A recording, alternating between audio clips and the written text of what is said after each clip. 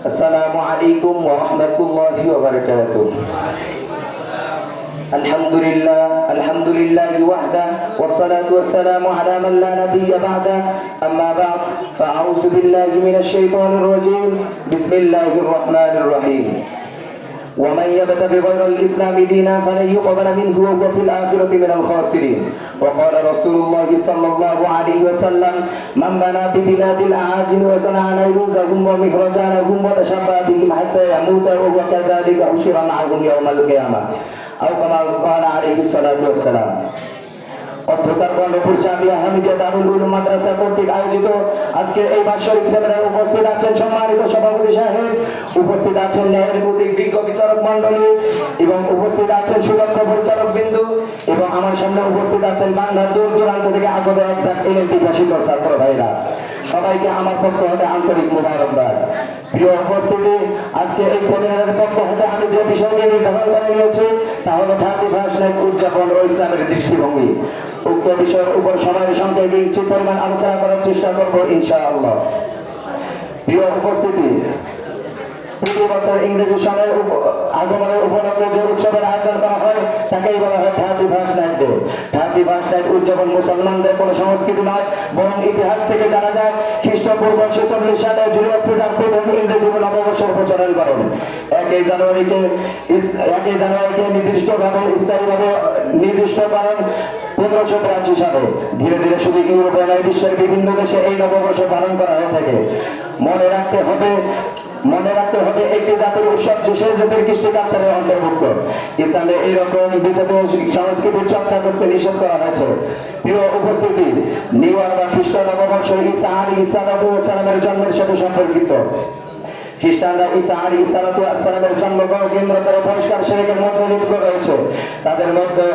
তাদের মতো ঈসা আলাইহিস সালাম আল্লাহ তাআলার পুত্র, নাউজুবিল্লাহ।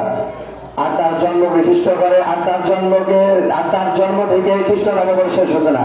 আর 31 নাইট উদযাপন হলো সেই বর্ষকে পালন করার একটি অশ্লীল পশ্চিমা সংস্কৃতির পদ্ধতি।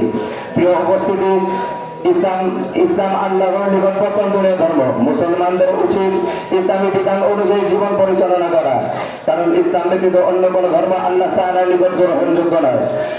এই সম্পর্কে আল্লাহ তাআলা পবিত্র কোরআন সূরা আলে ইমরানের 85 নম্বর আয়াতে বলেছেন: ওয়া মান ইয়াবতাগি গায়রা ইসলামি দীনান ফালান ইউকবালা মিনহু ওয়া হুয়া ফিল আখিরাতি মিনাল খাসিরিন। ইসলাম ব্যতীত ভিন্ন ধর্ম গ্রহণ করলে আল্লাহ তাআলার নিকট তা গ্রহণযোগ্য নয়। এই সম্পর্কে রাসূল সাল্লাল্লাহু আলাইহি ওয়াসাল্লাম বলেছেন: মান তাশাব্বাহা বিকওমিন ফাহুয়া মিনহুম। যে ব্যক্তি কোনো সম্প্রদায়ের কৃষ্টি কালচার অনুসরণ করবে সে তাদের অন্তর্ভুক্ত হইবে। প্রিয় উপস্থিতি, ইসলাম ব্যতীত আল্লাহ তাআলার নিকট কোনো অস্তিত্বহীন। প্রিয় উপস্থিতি, বছরের দীর্ঘ 11 মাস পেরিয়ে যখন আসে বিজয়ের মাস, মানুষ চায় ভুলে যেতে পিছনে সকল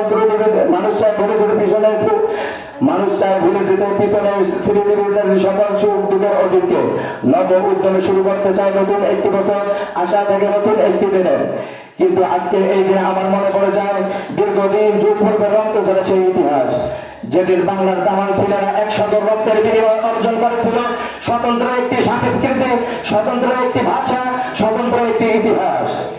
যেদিন একটি নতুন সকালের স্বপ্ন পূরণের বাস্তবতায় অর্জন করেছিল 68,000 বর্গমাইল জুড়ে সবুজ বাংলার স্বাধীনতার সূর্য।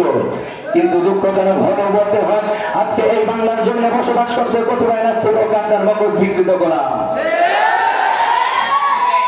যে সমস্ত নাস্তিকদের দেশের হাওয়া বাতাস ভালো লাগে না, তারা দেশের খেয়ে পড়ে অন্যের করে ডিম পারে। যারা ইউরোপের জমিনে, ইউরোপের আকাশে মেঘ দেখলে বাংলার জমিনে বসে ছাতা তালাশ করে, তারা চায় বাঙালির নিজস্ব সংস্কৃতির বিসর্জন দিয়ে পশ্চিমা উপসংস্কৃতির সহায়তা করতে। ওরা চায় এই দেশের যুব সমাজকে অপসংস্কৃতির সহায়তা করে যুব সমাজকে একেবারে বিশ্বভাবে ধ্বংস করে দিতে। ওরা এই জাতির শত্রু, ওরা মুসলমানদের শত্রু, ওরা এই জাতির শত্রু, ওরা এই বাঙালি জাতির শত্রু। আজকে এই বুদ্ধিজীবীর চিন্তা চেতনার কারণে আজকে যেখানে ডিসেম্বরের শেষ রাতে মানুষ পুরোনো বছরের ভোট আল্লাহ তাআলার কাছে ক্ষমা চেয়ে নবম উদ্যমে নতুন একটি বছর শুরু করার লক্ষ্যে আগামী বছরে পা রাখবে, সেখানে রাত্রি দেখা যায় পত্রিকা পাতায় বিভিন্ন অপত্রিকার কাহিনী। শুনতে হয় সেটা মা বোনদের আবেদন ও মায়ের ইজ্জতের বিরুদ্ধে হাত তুলেছে। কিন্তু কেন কেন এই 16 কোটি জনতার সোনার বাংলা ছিল না? কিন্তু কেন এই 16 কোটি মানুষের বাংলা 16 কোটি জনতার সোনার বাংলা ছিল না? দেশের বাংলা বাজাচ্ছে, তাদের ইশারা তাদের ইঙ্গিত বাস্তবায়ন করছে, একমাত্র ইহুদি খ্রিস্টানদের ইশারা বাস্তবায়ন করছে। অথচ আল্লাহ তাআলা বলেছেন, ইয়া আইয়ুহাল্লাযীনা আমানু লা তাত্তাখিযুল ইয়াহুদা ওয়ান নাসারা আউলিয়া, হে মুমিনগণ তোমরা ইহুদি খ্রিস্টানদের বন্ধুরূপে গ্রহণ করো না, কেননা তারা একে অপরের বন্ধু। যে তাদের বন্ধুরূপে গ্রহণ করবে কিয়ামতের দিন তাদের সাথে তার হাসর হবে। প্রিয় উপস্থিতি, আজকে মুসলমান নতুন বছর শুরু করবে আল্লাহ তাআলার ইবাদত বন্দেগীর মাধ্যমে, আল্লাহ তাআলার কাছে ক্ষমা চাইবে বিচারের ভূতদের জন্য। অথচ সেখানে দেখা যায় অশ্লীলতা দেহায়তার মাধ্যমে নতুন বছর শুরু করছে। আমি বলতে চাই, মুসলমান কখনো ভাগ বাঁচলাম পালন করতে পারে না, এরা কখনো ইসলাম কখনো এটাকে সমর্থন করে না। ইসলামের সংস্কৃতি ও ইতিহাস থেকে এর কোনো চিহ্ন পাওয়া যায় না। অথচ রাসূল সাল্লাল্লাহু আলাইহি ওয়াসাল্লাম বলেছেন, আলা কুল্লুকুম রাইন ওয়া কুল্লুকুম মাসউলুন আন রাইয়াতি, তোমরা প্রত্যেকে দায়িত্বশীল, তোমাদের দায়িত্ব সম্পর্কে জিজ্ঞাসিত করা হবে। অতএব আমাদের খাদ্য ভাষণার থেকে বেঁচে রাখতে হবে, আমাদের আশেপাশের ভাই বোন আত্মীয় স্বজন সবাইদেরকে খাদ্য ভাষণার থেকে বেঁচে রাখতে হবে।